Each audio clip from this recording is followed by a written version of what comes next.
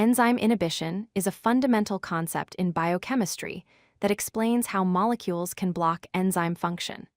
Understanding this process is crucial for fields ranging from pharmacology to metabolic regulation. In this video, we'll explore the two main types of enzyme inhibition and how they affect biochemical reactions in living systems. Enzyme inhibition is a process where certain molecules bind to enzymes and decrease their activity. When an inhibitor binds to an enzyme, it slows down or completely stops the biochemical reactions that the enzyme normally catalyzes. This is an important regulatory mechanism in cells, allowing organisms to control metabolic pathways. Inhibitors can be naturally occurring molecules that help regulate cellular processes, or they can be synthetic drugs designed to target specific enzymes. There are two main types of enzyme inhibition: competitive and non-competitive. Each type works through a different mechanism and has distinct effects on enzyme activity. Competitive inhibition involves competition for the enzyme's active site, while non-competitive inhibition involves binding to a different location on the enzyme. Understanding the differences between these two types is essential for predicting how enzymes will respond to various inhibitors and for designing effective drugs. Competitive inhibition occurs when an inhibitor molecule resembles the normal substrate of an enzyme. Because of this similarity, the inhibitor can compete with the substrate for binding to the active site. When the inhibitor occupies the active site, the substrate cannot bind, and no reaction occurs. The key feature of competitive inhibition is that it can be overcome by increasing the concentration of substrate. If you add enough substrate molecules, they can outcompete the inhibitor and restore normal enzyme activity. Let's visualize how competitive inhibition works. In normal conditions, the substrate binds to the enzyme's active site and the reaction proceeds successfully. However, when a competitive inhibitor is present, it can bind to the same active site instead of the substrate. When the inhibitor occupies the active site, it blocks the substrate from binding, preventing the reaction from occurring.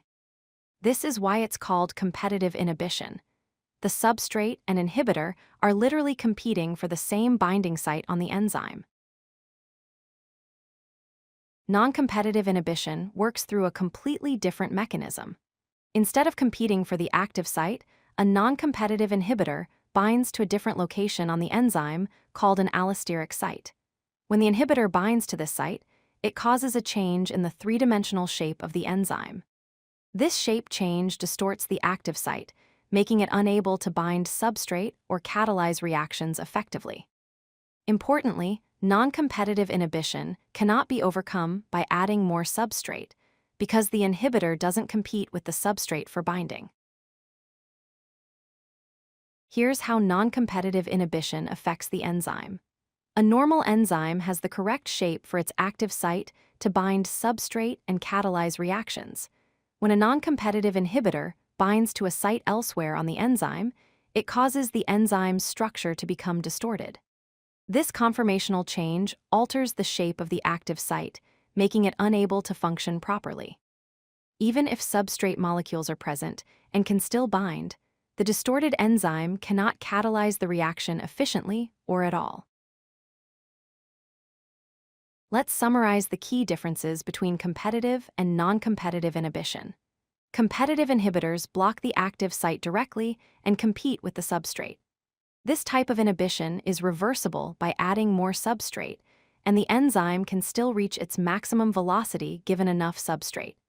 In contrast, non-competitive inhibitors bind elsewhere on the enzyme and cause structural changes.